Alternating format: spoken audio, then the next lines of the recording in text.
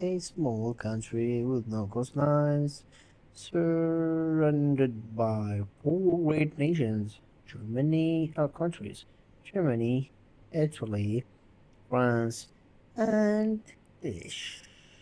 And with just 9 million population, that explains why there are so many billionaires in Switzerland. And imagine, they speak four official languages: Germany, Italy, France, and Romania. That means many cultures under one roof. You get it? And it divided on 26 cantons, semi-managed regions, its own government and laws, guys. It's so nice. And despite it's in the middle of Europe, it's not one of the countries of the European Union. And that's not an accident. It's where philosophy matters. Switzerland is more than luxury waters, banks, gold, and not a lot of gold, snow mountains, beautiful nature. There's more that you don't know. And behind this beauty, there's trees, thought, and darkness. What is the secrets of this landlocked country? And what is their dark past? That's what we're gonna talk about in the video.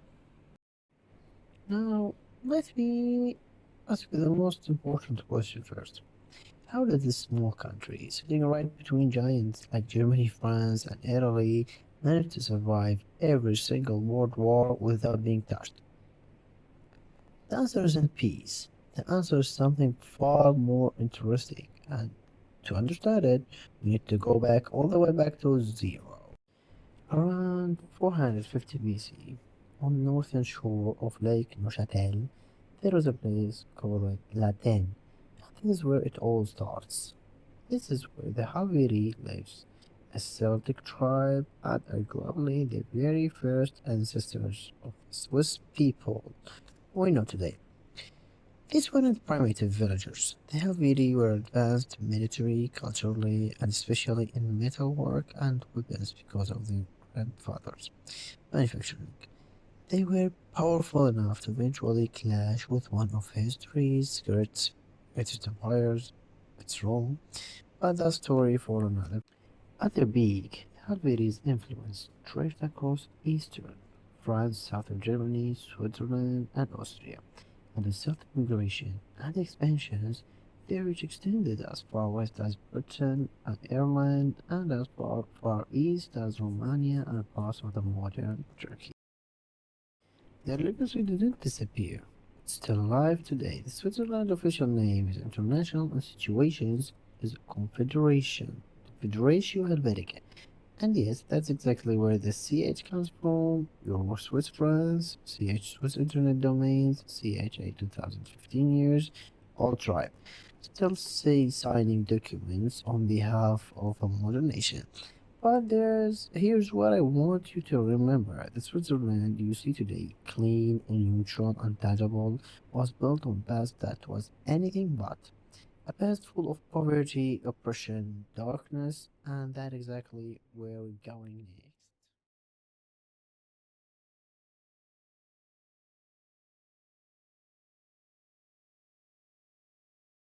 Every nation has a founding story, but Switzerland has two: one political, one legendary, and both of them tell you everything you need to know about the Swiss spirit.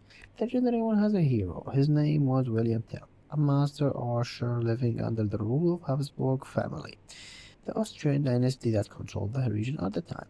One day, Habsburg governor named Gessler laid his hat on a pole in the marketplace and ordered everyone to bow to it. Everyone did except William Tell. That act of defiance cost him everything, almost. Gessler ordered Tell's young son to stand still with an apple placed on his head, and commanded Tell to shoot it. Hit the apple, and they go free. Miss, and both die. Tell drew his bow and supplied the apple clean, but Gessler noticed something. Tell had quietly pulled out a second arrow. He asked why, and Tell gave him the answer that has echoed through Swiss history ever since. If I killed my son by mistake, That second arrow was for you, Hot. Till later escaped, and the assassin Kessler, and according to legend, that single act sparked the popular revolt that became the foundation of the Swiss Confederation. Now historians generally agree that story is more symbol than fact, but symbols matter. This one shaped an international identity built on defiance, precision, and the refusal to bow, literally.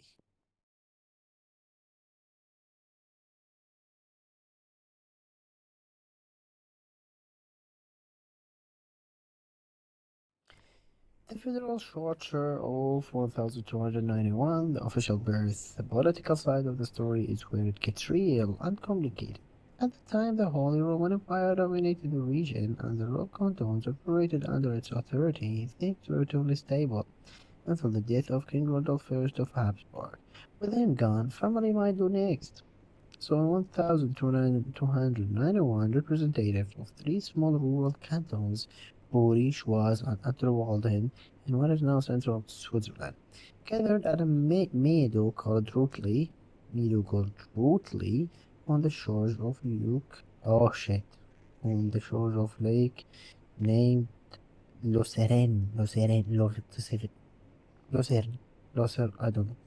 And signed what we now call the Federal Charter, a pact, a promise that terms were simple but powerful. If any one of them is attacked, the others defend them. No foreign courts, no outside interference. Their disputes, their laws, their justice handled among themselves. The charter even specified punishment, death for murderer, exile for arson. It wasn't a country yet, but its foundation, and from that charter foundation, more cantons joined, more charters were signed, and slowly, very slow, Switzerland began to take shape. That document, signed over 700 years ago, is still considered the Paris certificate of the modern Switzerland. But not everyone accepted this new pact.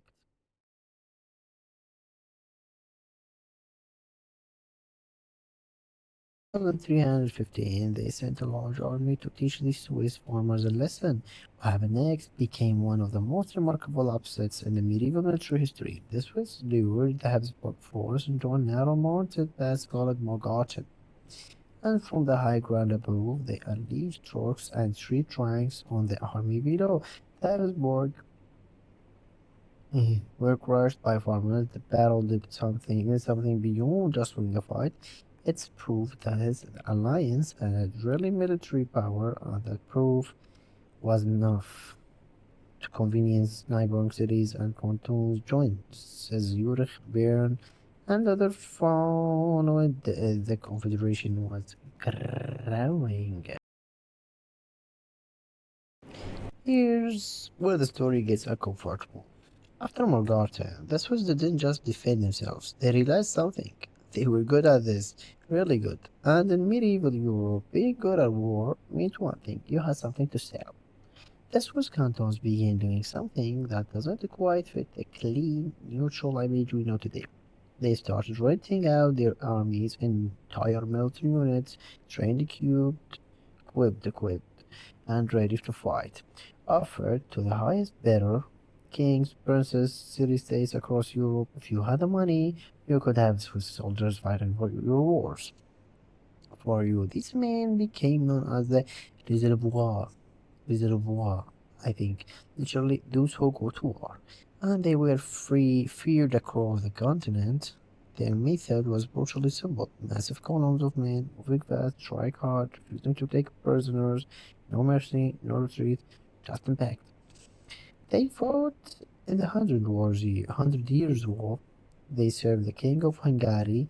They were referenced by Michiel himself and the Prince, a political philosopher writing about power using the Swiss in his Swiss as his example of pure military effectiveness. And the young men who went, they went because they had no choice. The cantons were still largely rural, still largely poor. War was one of the few ways out. Some went for money, some went for glory, and some, according to historians, simply went because after 2 centuries of conflict, fighting was all they know. They knew this is part of social history that doesn't make it onto the postcards. A nation that built its reputation on neutrality, forged that reputation in blood, foreign fields, fire and wars that had nothing to do with them, and this is exactly what we're going to unpack next.